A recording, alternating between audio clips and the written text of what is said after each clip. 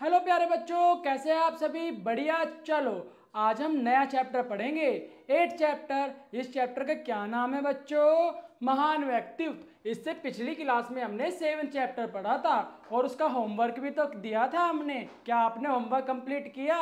Very good, आप बहुत अच्छे बच्चे हो। चलो बच्चों, इस चैप्टर को भी पढ़ते हैं और समझते हैं कि 8 चैप्टर में हम क्या सीखने वाले हैं। बच्चों, चैप्टर का नाम महान व्यक्तित्व है। चलिए पढ़ते हैं और समझते हैं। बच्चों, भारतवर्ष में अनेक महापुरुष ने जन्म लिया है। इनमें से अधिकांश लोग कहाँ के थे? अति साधारण परिवार के। और इन्हें महान बनाया इनकी सच्चाई ने, इनकी ईमानदारी ने और प्राणी मात्र के प्रति प्रेम और मानवता के प्रति अगाध श्रद्धा ने। समझे ना बच्चों? गुरु नानक देव का नाम तो आपने सुना ही होगा, तो सभी ने सुना है। एक बार वे अपने शिष्य के साथ एक गांव में गए। उस गांव के लोग बड़े ही आलसी थे, काम नहीं करना चाहते थे। उन्होंने गुरु नानक देव जी का कोई आदर सत्कार नहीं किया। गुरु नानक जी उस गांव में फैले आलस और लड़ाई झगड़े को देखकर बड़े दुखी हुए।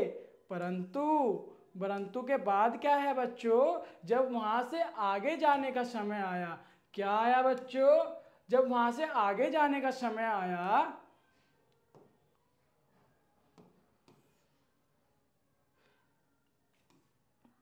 क्लियर दिख रहा है बच्चों आपको बोर्ड? रुको मैं इसको क्लियर कर देता हूं।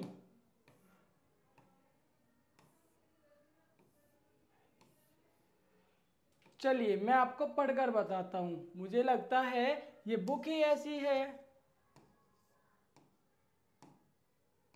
ठीक है बच्चों, अब सही हो गई, बुक हमारी सही है। चलिए, वहां से आगे जैसे ही आगे जाने का समय आया तो बच्चों उन्होंने आशीर्वाद दिया, यह गांव बसा रहे और फूले फले। अगले गांव में जाने पर गांव वासियों ने उनका खूब आदर सत्कार किया। गांव के लोग बड़े मेहनती और आपस में प्रेम भाव से रहने वाले थे बच्चों। गुरु नानक जी ने उन्हें देखकर बहुत प्रसन्न हुए। गुरु नानक जी उस गांव वालों को देखकर बहुत प्रसन्न हुए कि इस गांव में तो कोई लड़ता और झगड़ता नहीं है, वो बड़े प्रेम से रहता है और उन्होंने मेरा आदर सम्मान भी किया है। परंतु जब चलने का समय आया तो उन्होंने आशीर्वाद दिया, यह गांव उजड़ जाए, यहाँ के लोग बिखर जाए।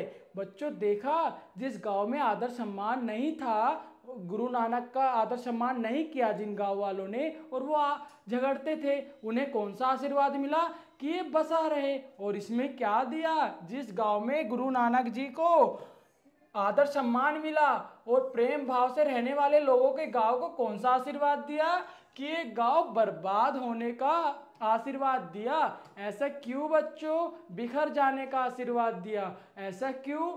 आगे देखते हैं। गुरु नानक जी के शिष्य ऐसे आशीर्वाद सुनकर चकित हो गए, वो चौंक गए कि गुरु नानक गुरु जी ने ऐसा आशीर्वाद क्यों दिया। एक शिष्य ने पूछ ही लिया, गुरुजी, जिस गांव के लोगों ने हमारा निरादर किया, हमारा आदर नहीं किया, उन्हें आपने फलने फूलने का आशीर्वाद दिया है, और जिन लोगों ने हमारा आदर किया है उन्हें आपने बर्बाद होने का आशीर्वाद दिया है। ऐसा क्यों शिष्य गुरु? गुरु नानक जी मुस्कुराकर बोले, आलसी और झगड़ालू लोग उसी गांव में रहे तो अच्छा होगा, नहीं तो वे जहां जहां जाएंगे दुख फैलाएंगे, इसीलिए उन्हें बसे रहने का आशीर्वाद दिया। दूसरे गांव के मेहनती और अच्छे लोग दूर दूर तक फैले ताकि जहां वे जाए खुशियां फैलाए। अब समझ में आया गुरु नानक जी ने उन्हें आशीर्वाद ऐसा क्यों दिया, ताकि वो दूर जाए और उन लोगों को भी अच्छा बना दे जो अच्छे नहीं हैं। वेरी गुड बच्चों, आगे पढ़ते हैं। शिष्य नानक जी की दूरदृष्टि की तारीफ किए बिना रह न सका। महाराष्ट्र में एक प्रसिद्ध संत हुए एकनाथ जी। गुरु के पास अध्ययन करते समय उनके गुरुजी ने उन्हें हिसाब लिखने का काम सौंपा। एक दिन आधी रात तक उन्हें जागते देख गुरुजी उनके पास आए और देर रात तक जागने की वजह पूछी। एकनाथ जी को खर्चे में 1 पाई का हिसाब मिल नहीं रहा था। बच्चों, उस 1 पाई के लिए वे परेशान थे और गुरुजी के लाख कहने पर भी वे फिर हिसाब मिलाते रहे और हिसाब मिलने पर ही सोए। ऐसी थी उनकी ईमानदारी। एक पाई मिल नहीं रहा था तो पूरी रात हिसाब लगाते रहे। Very good. एकनाथ जी सभी से बहुत प्रेम करते थे। एक बार उनके घर कुछ चोर घुस गए। एकनाथ जी ने उन्हें देख लिया, फिर भी वे चुपचाप लेटे रहे। जब चोरों ने सारा सामान समेट लिया तो एकनाथ जी ने अपनी अंगूठी भी उनके सामने फेंक दी। चोरों ने चौंक कर देखा और सामने एकनाथ जी थे। एकनाथ जी उन्हें पानी पिलाया, खाना खिलाया। एकनाथ जी ने चोरों को पानी पिलाया और उन्हें खाना भी खिलाया। उनके व्यवहार को देखकर बड़े लज्जित हुए और फिर कभी चोरी करने में क्या कभी चोरी ना करने की कसम खाई चोरों ने। बच्चों, संत कबीर महान कवि और समाज सुधारक के रूप में जाने जाने लगे। कबीर जुल्हाए का काम करते थे और स्वयं गरीब होकर भी गरीबों की सेवा का एक भी मौका नहीं छोड़ते थे। उनका मानना था कि अपने कार्य से प्रेम करना ही ईश्वर की सच्ची पूजा है। क्या बोला? जो भी हम अपना कार्य करते हैं उसे अच्छे से करना ही भगवान की पूजा होती है। जैसे बच्चों, आपका काम क्या है? पढ़ना। अगर आप अच्छे से पढ़ाई करोगे ना, इसका मतलब यही है कि आप भगवान की पूजा कर रहे हो। Very good. इसलिए अच्छे से पढ़ोगे ना, बहुत अच्छे। चलो आगे बढ़ते हैं बच्चों। एक बार वे कपड़ा बुन रहे थे कि एक दुखी भिखारी उनके पास आया और उसने तन ढकने के लिए उनसे वस्त्र मांगा। कबीर ने अपने बुने हुए कपड़े में से आधा थान उसे दे दिया। उसे देखकर दूसरा भिखारी भी आ पहुंचा। कबीर ने बचा हुआ थान उसे दे दिया। कपड़ा न बेच पाने के कारण उनके परिवार को 2 दिन तक भूखा रहना पड़ा बच्चों, क्योंकि उनके पास जितना कपड़ा था वो तो सारा भिखारी को दान कर दिया था। 2 दिन बाद एक व्यापारी आकर उनकी पत्नी को रुपये और भोजन सामग्री देकर गया। तब उनके घर में भोजन बना। इन महापुरुषों के जीवन से हमें प्रेरणा लेनी चाहिए बच्चों। क्या सीखना चाहिए इनके जीवन से? सच्चाई, ईमानदारी, दया और सेवा की भावना। Very good. अब क्या हुआ बच्चों? हमने तो ये चैप्टर कंप्लीट कर लिया। अरे वाह! अब हम क्या करेंगे? अभ्यास। आपको पता है ना हम अभ्यास क्यों करते हैं? ताकि हमें पता चले। अभ्यास से क्या पता चले कि हमने इस चैप्टर से कितना सीखा है और कितना पढ़ा है। Very good. चलिए बच्चों, कुछ पढ़ते हैं, अभ्यास करते हैं। पहला प्रश्न पूछा है हमसे कि इस शब्द मतलब कि ये इतने सारे शब्द दिए हैं, देख रहे हो ना, ये इस चैप्टर में नए पढ़े हैं हमने। इनको पढ़ना है बोल बोल कर और लिखना है अपनी सीट पर। लिखोगे ना? चलिए देखिए। अधिकांश, गांववासी, दूरदृष्टि, लज्जित, बर्बाद, श्रद्धा, सत्कार, निरादर, जुलाहा, आशीर्वाद, झगड़ालू और प्रेरणा, ये कुछ नए शब्द आए हैं। कहाँ पे? इस पाठ में। हमने इनको पढ़ा, अब समझेंगे फिर लिखेंगे। चलिए अगला करते हैं बच्चों। ये कुछ शब्द दिए हैं, उनके सामने उनके अर्थ दिए हैं। हमें ये शब्द पढ़ने हैं और फिर उनका अर्थ समझना है कि इस शब्द का मतलब क्या है। जैसे महापुरुष का मतलब विशेष व्यक्ति, मतलब महान व्यक्ति होता है। अगाध का मतलब बहुत अधिक। Very good. आप सही समझ गए हो। ऐसे ही बाकी शब्दों के अर्थ आपको समझने हैं। तो बच्चों आगे चलते हैं। तीसरा प्रश्न देखिए, यहाँ पे कुछ शब्द दिए हैं, इनका हमें विलोम शब्द करना है। आपको तो पता है ना विलोम शब्द क्या होता है? Very good. शब्दों का उल्टा। जैसे गरीब, गरीब का उल्टा क्या होगा? अगर कोई गरीब है उसका विलोम शब्द क्या होगा? अमीर। प्रेम मतलब प्रेम का दूसरा क्या होगा? नफरत। Very good. बाकी के 2 आप करोगे। ये 2 तो हमने बता दिया ना, आप लोग समझ गए हो ना? बहुत अच्छे। चलो अब हम करेंगे सही और गलत वाक्य की पहचान। यहाँ पे कुछ वाक्य लिखे हैं, उनको पढ़ेंगे और हमने तो ऑलरेडी पढ़ा है ना अपनी कहानी में। हम ये देखेंगे कि ये वाक्य सही लिखे हैं या गलत लिखे हैं। चलो बच्चों बताओ। पहले गांव वाले के लोग आलसी थे। हाँ, पहले गांव वाले लोग तो आलसी तो थे, तो इसका मतलब ये वाक्य सही है, यहाँ पे हमें सही करना है। दूसरे गांव के लोग ने गुरु नानक जी का सम्मान किया, दूसरे गांव वालों ने तो सम्मान किया था, इसका मतलब ये वाक्य भी सही है, इसके सामने भी हमें सही करना है। पहले गांव के निवासियों को गुरु नानक ने उजड़ने का आशीर्वाद दिया, नहीं, पहले गांव वाले को बसने का आशीर्वाद दिया था, याद है ना आपको? Very good. इसमें हमें क्या करना है? गलत। एकनाथ को 1 पाई का हिसाब नहीं मिल रहा था, ये भी सही है, 1 पाई का हिसाब नहीं मिल रहा था, इसीलिए तो वो पूरी रात जगे उस हिसाब को मिलाने के लिए। बहुत अच्छे, ये सही है, यहाँ पे हमें सही का चिन्ह लगाना है या फिर सही शब्द लिखना है।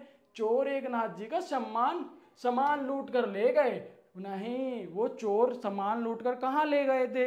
उनका जब आदर सम्मान किया, फिर क्या हुआ? एकनाथ जी ने आदर सम्मान किया था ना, उन्हें पानी पिलाया, भोजन पिलाया, खिलाया, तो क्या हुआ? वो लज्जित हो गए और फिर उन्होंने कभी भी चोरी करने की कसम खा ली। वेरी गुड, ये गलत है। Very good. संत कबीर समाज सुधारक थे, ये बात सत्य है, तो यहाँ पे हम सही लिखेंगे। इसके आगे चलते हैं। बच्चों, पाठ तो तुमने पढ़ा, अब इन क्वेश्चन के आंसर दे दो। यहाँ पे क्या पूछा है? आलसी लोगों को गुरु नानक देव जी ने फलने फूलने का आशीर्वाद क्यों दिया? बताओ बच्चों, आलसी लोगों को फलने फूलने का आशीर्वाद क्यों दिया? ताकि वो कहीं ना जाए और जो उसी गांव में बसे रहे, ताकि उनकी वजह से दूसरे गांव वाले आलसी ना हो जाए, इसीलिए वो लिखना है इसमें। बच्चों, चोरों को देखकर एकनाथ जी ने क्या किया? उन्होंने ऐसा क्यों किया होगा? ऐसा बताओ। चोरों को देखकर उन्होंने अपनी अंगूठी उनके पास फेंक दी, फिर उन्हें खाना खिलाया और उन्हें पानी भी पिलाया। ऐसा इसीलिए किया क्योंकि वो लज्जित हो जाए और कभी चोरी ना करे, ये इसमें लिखना है। Very good. कबीर अपने काम के बारे में क्या विचार रखते थे बच्चों? बोलो बोलो। ईमानदारी और सच्चाई का विचार रखते थे। Very good. आगे बताओ बच्चों, इन महापुरुषों के जीवन से हमें क्या सीखनी चाहिए? यहीं पे तो पढ़ा है हमने। इन महापुरुषों के जीवन से प्रेरणा लेनी चाहिए हमें, सच्चाई, ईमानदारी और दया जैसी भावना की। बहुत अच्छे, आपने सभी प्रश्न के उत्तर दे दिए। आगे बच्चों, इनको पढ़ना है और समझना है। जैसे इन शब्द, यहाँ पे शब्द लिखा है, इनके सामने क्या लिखना है हमें? जैसे ऊपर लिखा है, जैसे माता पिता, माता और पिता, नीचे लिखा है दादा और दादी, हमें क्या लिखना है यहाँ पे? दादा और दादी। यहाँ पे क्या लिखा है? जीवन मृत्यु, इसके सामने क्या लिखना है? जीवन और मृत्यु। आप समझ रहे हो ना? बिल्कुल। बाकी के दो आप करो। Very good. बच्चों, नीचे दिए गए उदाहरणों को पढ़ो। जैसे प्रसिद्ध संत, महान कवि, मेहनती लोग, इनमें से प्रसिद्ध, महान व मेहनती शब्द क्रमांक संत, कवि और लोग संज्ञा है, संज्ञा के शब्दों के बारे में बता रहे हैं। संज्ञा की विशेषता बताने वाले शब्दों को विशेषण कहते हैं। मतलब जो संज्ञा की विशेषता बताने वाले जो शब्द होते हैं ना, उन्हें विशेषण कहते हैं। विशेषण के साथ आए संज्ञा शब्द विशेष कहलाते हैं। समझ गए ना? दिए गए विषयों के लिए उचित विशेषण छाट कर लिखो।